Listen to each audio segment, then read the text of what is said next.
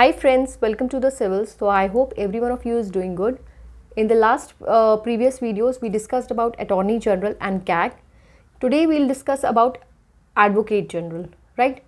तो first of all हम देखेंगे कि एडवोकेट जनरल कॉन्स्टिट्यूशन के कौन से आर्टिकल के तहत मेंशन है. तो that is mention under article 165 of the constitution. Attorney general article 165 of the constitution, right? Now, since attorney general, we see attorney general was the highest law officer of the country, तो advocate general is the highest law officer of the state.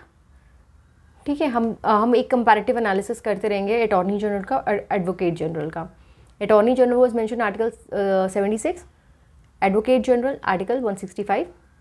Attorney general highest law officer of the country, advocate general highest law officer of the state, appointed by the president, appointed by the governor, holds the office during the pleasure of the president, holds the office during the pleasure of the governor.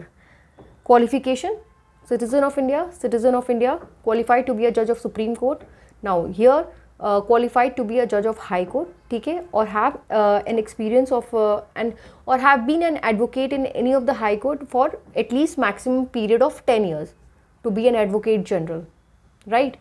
So these are the qualifications required to be an advocate general. Now, what are the duties of an advocate general?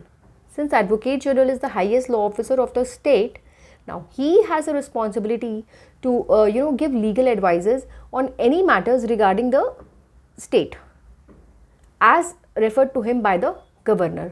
If the governor has asked him or referred him regarding any legal matter, so he is ये duty होती है advocate general की कि वो उस matter पे अपनी advice दें, राइट. नाउ उनका जो टेन्योर होता है वो फिक्स नहीं होता है. यहाँ पे हमने देखा था both advocate general and attorney general, like advocate general holds the office during the pleasure of the governor and attorney general holds office during the pleasure of the governor. Sorry, president, थोड़ा confuse हो रहा है. तो president, तो यहाँ पे आप ये देखोगे कि जो एडवोकेट जनरल होते हैं ना, उनको गवर्नर कभी भी हटा सकते हैं, तो उनका जो टेन्योर होता है वो सिक्योर नहीं होता है. और अगर हम यही बात करें कैग की, तो कैग एक इंडिपेंडेंट बॉडी है, उसका टेन्योर जो होता है वो पूरा सिक्योर होता है 6 years या फिर 65 years ऑफ एज. ओके. और जितने भी एमोल्यूमेंट्स होते हैं, अलाउंसेस होते हैं, जो भी एडवोकेट जनरल के, वो कौन वो करता है, तो वो हमारे गवर्नर ही डिसाइड करते हैं.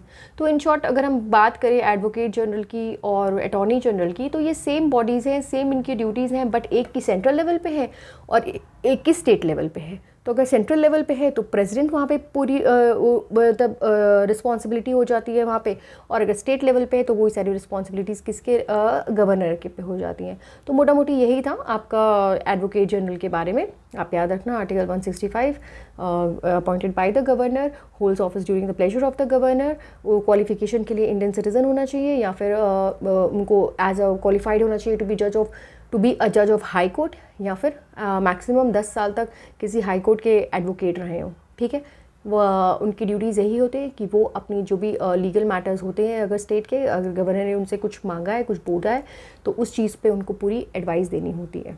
और वो मतलब वो फर्स्ट लॉ होते ऑफिसर होते स्टेट के, राइट. तो ये थे हमारे advocate general. Now next will discuss, और भी आगे हम ऐसे फाइनेंस कमीशन डिस्कस करेंगे नेक्स्ट में.